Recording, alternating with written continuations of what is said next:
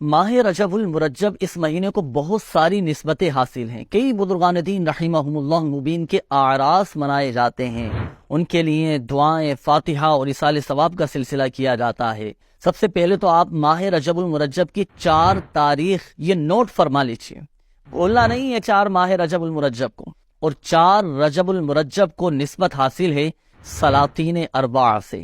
سلاطین اربعہ کون ہیں؟ یہ 4 بزرگان دین رحمہم اللہ المبین ہیں جو چاروں سمتوں کے بادشاہ ہیں، اور روحانیت میں ان کو بہت اعلیٰ مقام حاصل ہے۔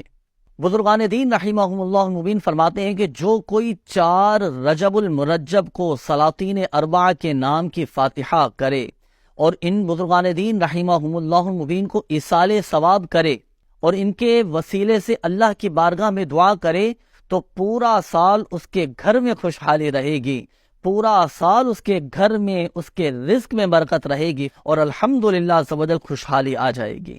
اور یہ چاروں بزرگان دین رحمہم اللہ المبین جو سلاطین اربعہ ہیں، یہ مشرق، مغرب، شمال اور جنوب سے تعلق رکھتے ہیں۔ ان بزرگان دین رحمہم اللہ المبین کے نام بھی آپ نوٹ فرما لیجئے۔ حضرت خواجہ عبد الکریم مغربی رحمۃ اللہ تعالی علیہ، حضرت خواجہ عبد الرحیم مشرقی رحمۃ اللہ تعالی علیہ، حضرت خواجہ عبد الرشید شمالی رحمۃ اللہ تعالی علیہ، اور حضرت خواجہ عبد الجلیل جنوبی رحمۃ اللہ تعالی علیہ۔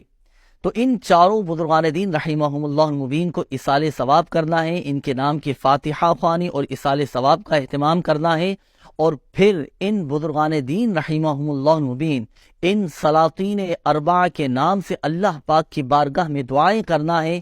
انشاءاللہ الکریم اللہ کی رحمت سے پورا سال خوشحالی رہے گی۔